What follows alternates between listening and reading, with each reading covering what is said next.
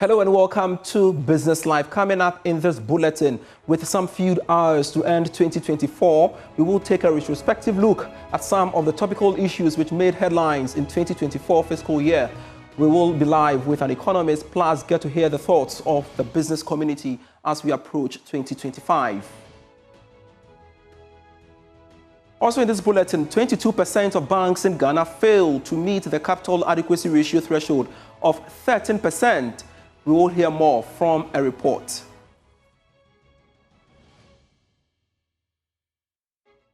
Plus, players in the real estate industry call for stability of the exchange rate to propel growth in the build and construction industry.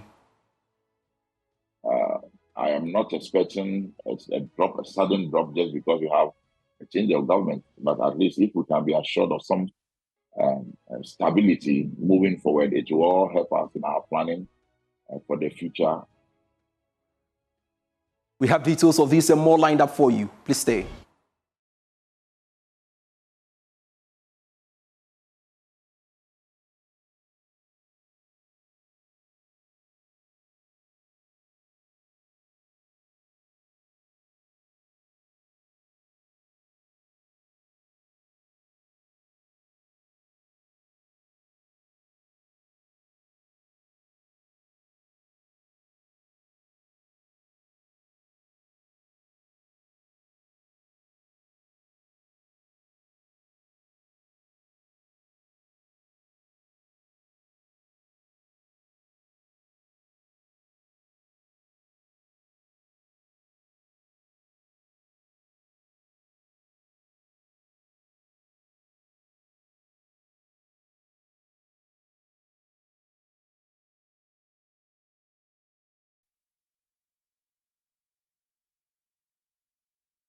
Always a delight to have you on. I am Pius Kojobaka. And look now at our stories. As 2024 comes to a close, let's take a stock of some of key topical issues that made headlines in 2024. Well, in today's final edition of Business Life, we want to explore some of these issues and, of course, bring in our guests who have joined us via Zoom for a conversation. But before we introduce our guests, let's first bring you some of the key highlights by way of economic issues for 2024. And there you go on your screens. And we saw the Minister for Trade and Industry, Katie Amond, instructing cement manufacturers companies to immediately reverse the increment of cement prices. And this was one of the big issues in the year during 16th May 2024. Also on 3rd June, Bank of Ghana surfaced 10.5 billion cedis loss in 2023. And this became a topical issue, if you recall, during the year under review. And we've got a couple of them as well. Now, a human face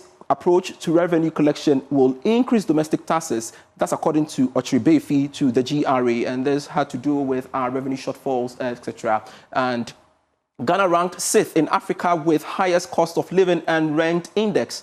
And this, was, of course, also became one of the big issues we had to follow up for you on this bulletin segment we had during the year under review. On 10th October, you recall, 5G service to be rolled out in Ghana in November 1, 2024. That's according to the communications minister. And then, raise some sort of issues in the country when it comes to the telecom space. Also on the issue with regards to the developments in the year under review, the cedi, Naira, among 4 worst performing currencies in sub-Saharan Africa in 2024. That's according to the World Bank. And this certainly were some of the issues that came up during the year 2024. Now, let's finally touch on this, and before we speak to our guests on Zoom.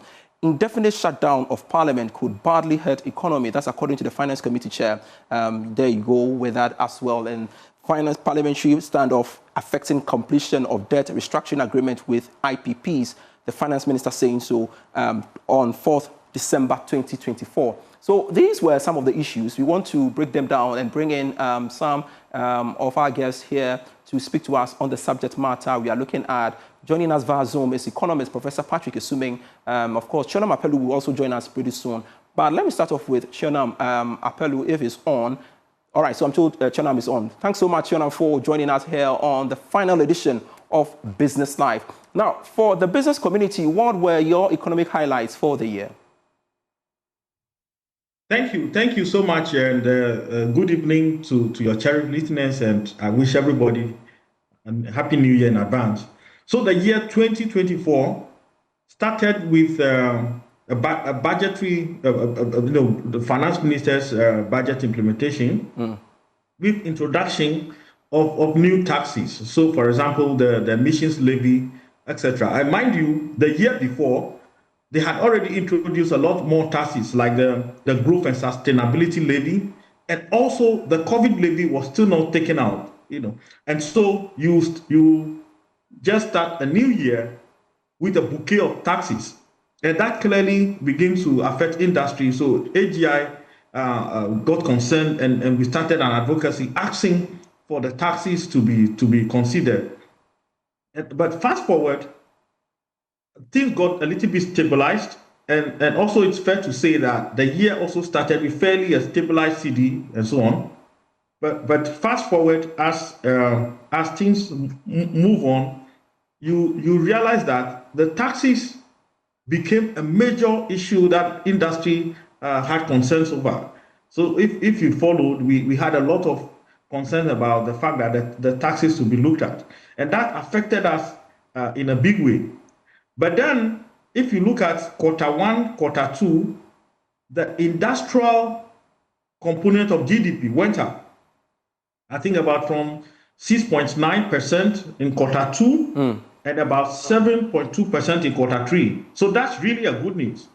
However, it's also important to mention that this group, they are not necessarily attributable to real growth, industrial growth, or otherwise it's not induced by manufacturing we've done locally.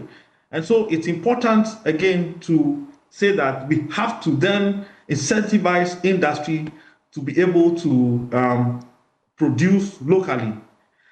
But there are some good things that the year witnessed. So, for example, if you recall, the rebound manufacturing incentive, which essentially allows us to not to pay duties when we are bringing in raw materials.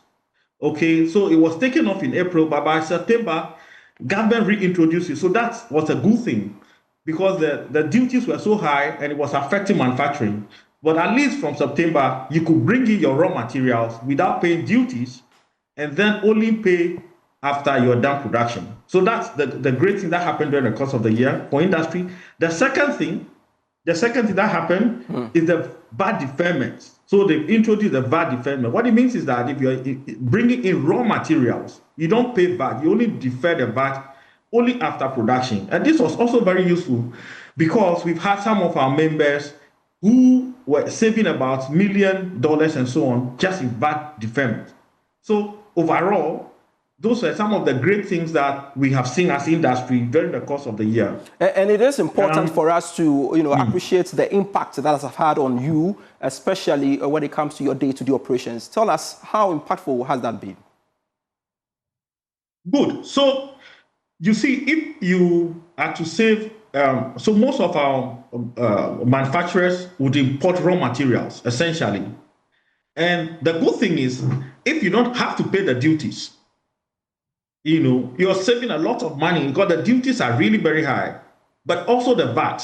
The VAT is almost easily close to over 15%. So you're saving all of this. And also for the deferment, you're deferring it. So meaning this is cash available for you to use in your day-to-day running of the business. And you are only paying after, the manufacturing. And we're saying this is really, really good. In terms of real figures, we have the data.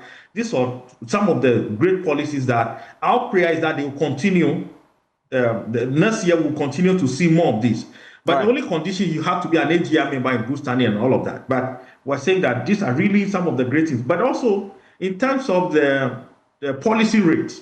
So the policy rate essentially was reduced, I think, for 2 points from 29 to 27.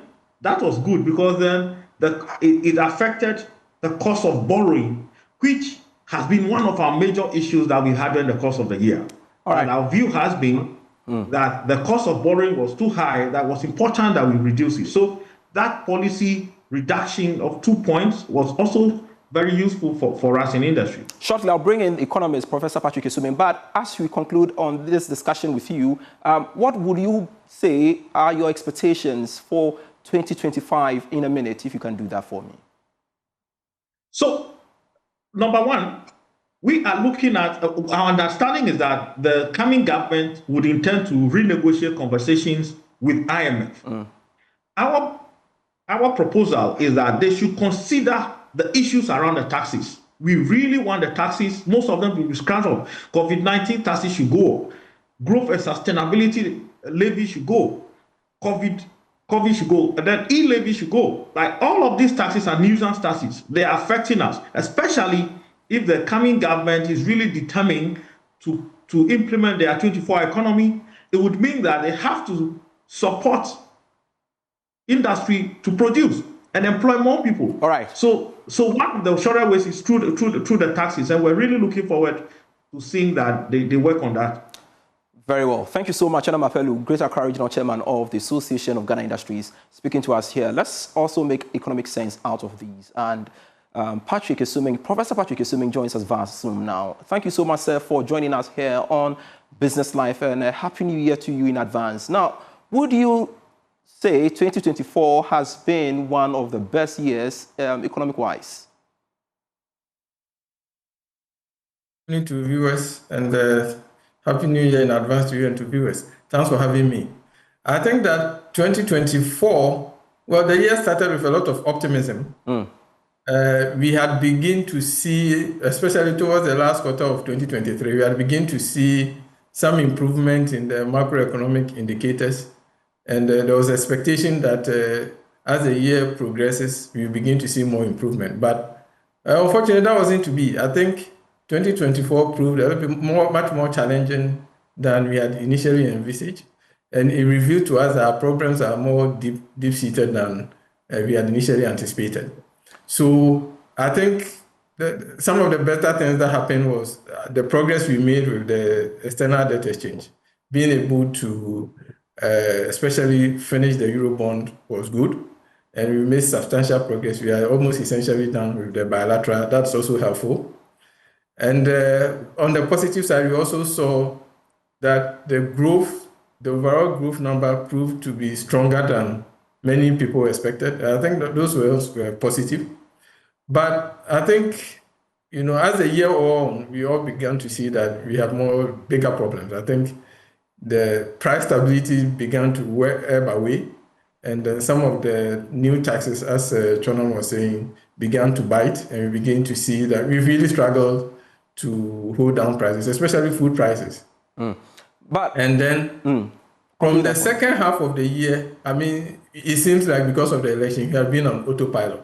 Not much was done by way of policy. You look at economic policy just, stopped, and we were just there and, waiting for the year to end.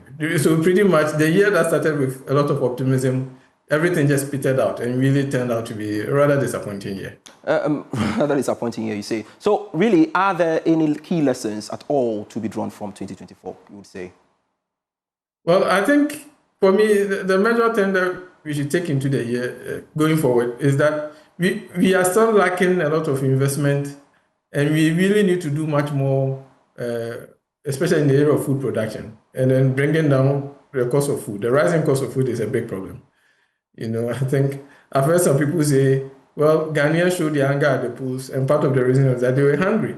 And I think the rising food cost is something that I hope that the incoming government will pay immediate attention to.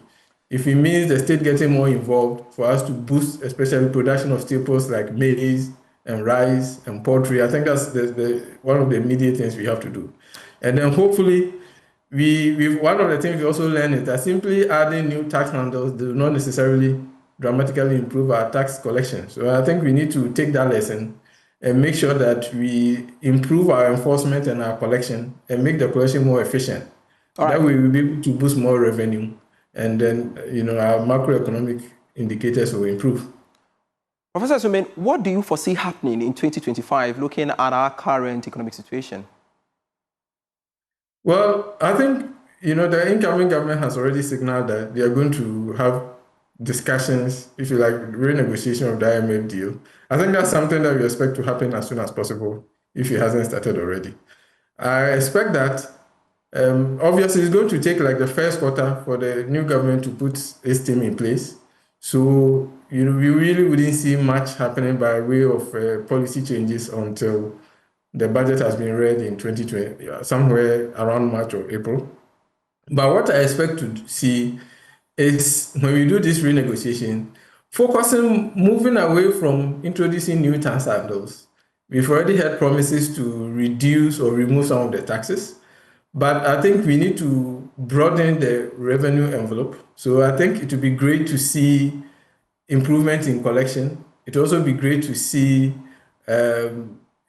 us making more effort in tackling the low-hanging fruit. All right. Cutting all those exemptions that we've been giving. Already, I think in Parliament, the NDC minority has signaled their unwillingness to grant more tax exemptions. So I think that is great. So it will be good to see all of that and also make more fundamental changes. But like I said, let's start with food production. I think that's where, the government should make immediate investment. I've heard conversation about improving the energy sector. That is great. But the rate at which food prices have been going up really is worrying. And I think for me, that's the immediate thing that the government should tackle. All right. Thank you so much, Professor Patrick Esumeng, for your time here on Business Life. We truly appreciate your thoughts here on Business Life throughout 2024. You're still watching Business Life. We have more stories for you after this break. Bank of Ghana for this drop.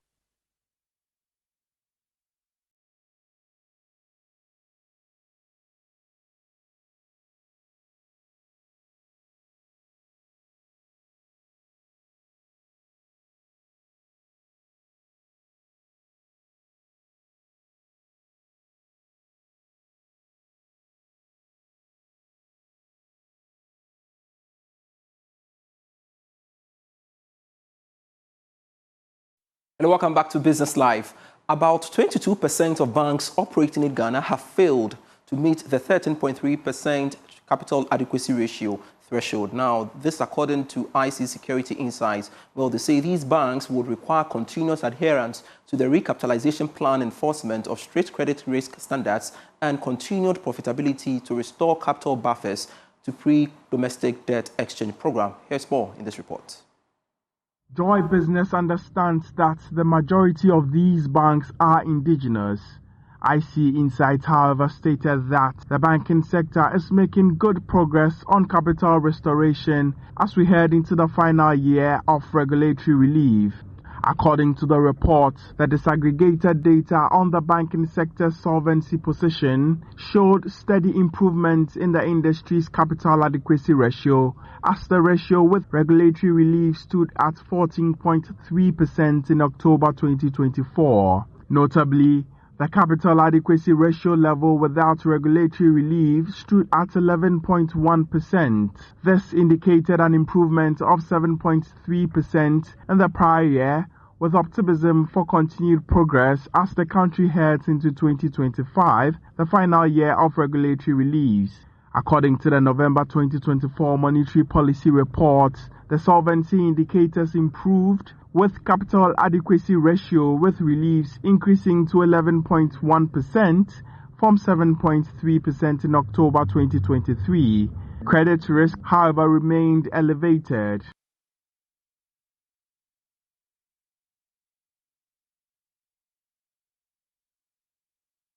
Government to, as a matter of urgency, ensure that the stability of the exchange rate is sustainable. Well, Executive Secretary of GRADA has been speaking to Joy Business. Then we'll also look at things that will help manufacturers. We are heavily dependent on importation for most of our building inputs. However, there are few that are locally produced, like cement, iron rods, and pipes, and all. There are certain cries from these manufacturers who want to see the government looking at some of this and seeing how best we can help them to overcome the challenges imposed by these taxes on their production. And then we are also aware of the real estate industry's dollar CD has a lot of dollar CD relationship, and we want to see some stability into the currency. I am not expecting a sudden drop just because we have a change of government. But at least if we can be assured of some stability moving forward, it will all help us in our planning for the future, and then also better project our cost expenditure moving forward. And so we want to see the new government, taking all these measures on board and dialoguing, engaging stakeholders in the industry, finding out most of the issues that we raised with the previous government that did not seem to have found any resolutions, to find a way around it and see how best to implement a more pragmatic, policy direction for us to operate within. Stakeholders in the hospitality and tourism industries are positioning their operations to harness the opportunities of increased air passengers as the Ashanti region prepares to become the second hub of domestic and international air travel. More from Emmanuel Bright-Kweku. The 2024 end-of-year dinner of the Ghana Hotels Association in the Ashanti region brought together industry players in the hospitality and tourism sectors. The event afforded the stakeholders the opportunity to deliberate on the progress of the association and ways to overcome challenges confronting the industry. George Akomensa is the Ashanti regional chairman of the association. Few challenges goes on with getting all members to be part and parcel of the association. This year, we've been able to have zona at Bekwai, Ebuakwa, and Obuasi. That is our main challenge. We have almost about 600 hotels, but our numbers now is not up to 150.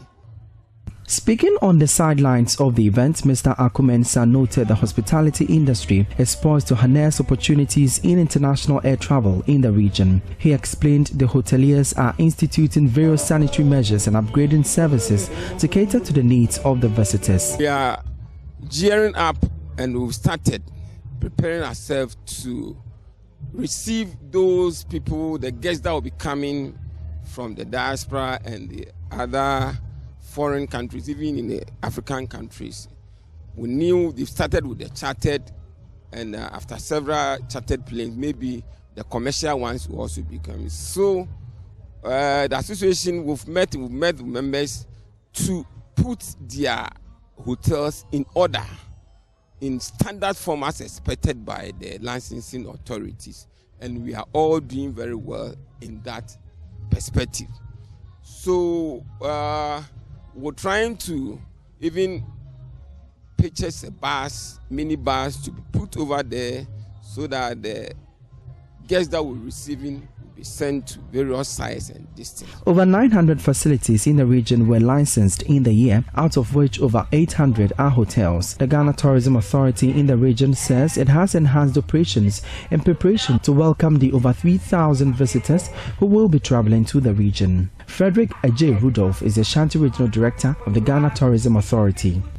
The Ghana Civil Aviation Authority, the Ghana Hotels Association, GTA, Ghana Tourism Authority, and other regulatory agencies are supposed to come together to position the region so that when people come to this region, they will feel safe, they will have value for their money, and all the attractions will also be up to standard for them to visit. GTA will not relent in its efforts to do that.